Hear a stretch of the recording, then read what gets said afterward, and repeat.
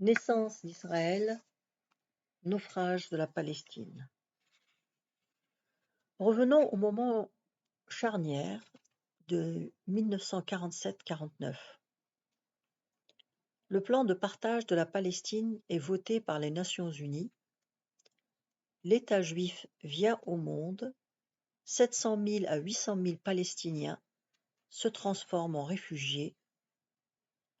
Les règles de l'affrontement entre Israël et ses voisins arabes sont fixées. C'est aussi une période qui suscite encore d'innombrables controverses quant à l'origine des problèmes et des drames qui meurtrissent la région. Intransigeance britannique. 1939. La Grande-Bretagne adopte le Livre blanc qui restreint l'immigration juive et interdit l'achat de terres arabes. La révolte palestinienne a été brisée. Les tensions internes en Palestine restent fortes, mais sont atténuées par le déclenchement de la Seconde Guerre mondiale en septembre 1939. Celle-ci accélère la marche vers un État juif, mais crée aussi un fossé entre Londres et le mouvement sioniste. Désormais, la Grande-Bretagne craint que le renforcement du Yishuv n'affaiblisse son emprise sur le Proche-Orient arabe. Le mouvement sioniste, et notamment David Ben-Gurion, se tourne vers un nouvel astre, les États-Unis. En mai 1942, à l'hôtel Biltmore à New York, se tient une conférence sioniste extraordinaire qui appelle ouvertement pour la première fois à la création d'un État Commonwealth juif en Palestine. Cet objectif nécessite d'attirer les centaines de milliers de personnes déplacées juives survivantes des camps européens dont le désarroi et la détresse sont insondables. Où peuvent-elles aller? Les États-Unis, comme l'Europe de l'Ouest, refusent de les accueillir. Et les Britanniques maintiennent la politique de restriction de l'immigration en Palestine. C'est sur ce terrain que porte pendant un temps l'effort principal du mouvement sioniste, qui cherche à modifier encore les équilibres démographiques en Palestine. Entre la fin de la guerre et le 15 mai 1948, 70 000 clandestins débarquent. Mais la médiatisation de l'arraisonnement par les navires britanniques de ces bateaux chargés de rescapés des camps sert formidablement la cause de Ben-Gurion. Le 27 septembre 1945, les dirigeants sionistes dénoncent le blocus de la Palestine, qui équivaut à un arrêt de mort pour ces juifs libérés qui se morfondent dans les camps d'internement en Allemagne. Les opinions occidentales s'émeuvent. En revanche, pour les Arabes, ces manœuvres relèvent de la propagande. Ils sont prêts à accueillir des réfugiés, non des colons. Nuance. Le 12 août 1946, les autorités britanniques adoptent de nouvelles mesures contre l'immigration, dont la plus dramatique est l'internement à Chypre de tous ceux qui auront été arrêtés. Contrairement à ce qui a été affirmé, proclame Londres, ce trafic illégal n'est pas un mouvement né spontanément chez les Juifs d'Europe qui verraient dans la Palestine leur seule perspective d'avenir. Ce trafic a été monté par des personnes sans scrupules qui veulent forcer la main du gouvernement de Sa Majesté et anticiper ses décisions sur la politique en Palestine.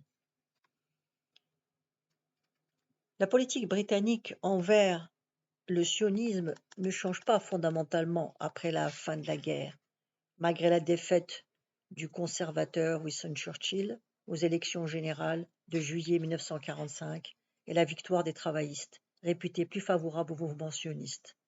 Au contraire, elle se durcit, mais sans jamais franchir le point de non-retour. D'autant que les Britanniques commencent à plier bagages. Plusieurs raisons expliquent ce désengagement. Bien qu'appartenant au camp des vainqueurs, l'Empire, sur lequel le soleil ne se couche jamais, n'est plus que l'ombre de lui-même. La situation financière du pays est désespérée. Le lent reflux commence, qui se matérialisera notamment par l'abandon de l'Inde, le joyau de la couronne, en 1947. D'autre part, la Grande-Bretagne se heurte à un fort mouvement nationaliste arabe qui menace les trônes de ses protégés, les rois d'Irak, de Transjordanie et d'Égypte. Il lui faut donc ménager ses alliés au moment même où le sionisme réclame ouvertement la création rapide d'un État juif, situation qui rend difficile le double langage que Londres a pu tenir durant les années 20 et 30.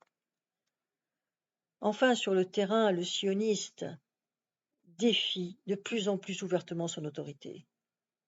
D'une part, des milliers de juifs de Yishuv se sont enrôlés dans l'armée britannique, ayant acquis une expérience militaire.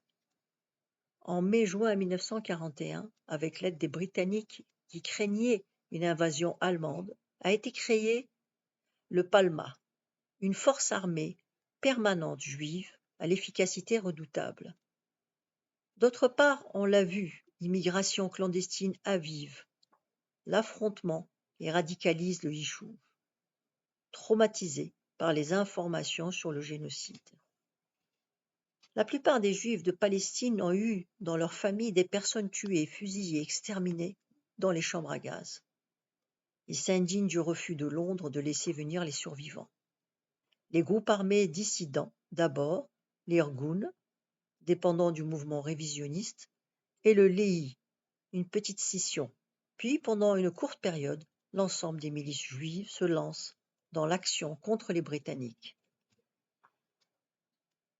C'est le 1er février 1944 que l'Irgun, alors dirigé par Menahem Begin, celui-là même qui signera 34 ans plus tard avec le président égyptien Sadat la paix de Camp David, annonce la fin de la trêve avec les Britanniques. Dans un premier temps, ces actions sont condamnées par le Hanaga et le mouvement travailliste qui livre certains de ses militants aux Britanniques. Mais le ton monte et le temps change en octobre 1945, notamment autour du drame des immigrants illégaux. Pendant 8 mois, les 3 groupes s'unissent, attaquent des objectifs militaires en Palestine. Ainsi commence ce que l'on appelle la révolte. La plus spectaculaire de ces actions a lieu dans la nuit du 17 juin 1946, quand le Palma fait sauter 11 des ponts qui relient la Palestine aux différents pays voisins. Mais un attentat spectaculaire et meurtrier, perpétré le 22 juillet 1946 par l'Irgun contre l'hôtel King David, quartier général militaire et administratif britannique, et qui fait une centaine de morts, met un terme à l'alliance. La Haganah le condamne et décide la dissolution de l'Irgun, sans succès évidemment. Mais ni le mouvement travailliste ni Londres ne veulent provoquer l'irréparable. Comme le remarque l'historien israélien Tom Segev, les Britanniques n'agirent jamais à l'encontre des Juifs avec la même détermination et la même dureté dont ils avaient fait preuve pour réprimer la révolte arabe. Et Ben Gourion, malgré ses déclarations bellicistes, cherchera jusqu'au début de 1947 à prolonger le mandat britannique, craignant une confrontation trop rapide avec les Arabes.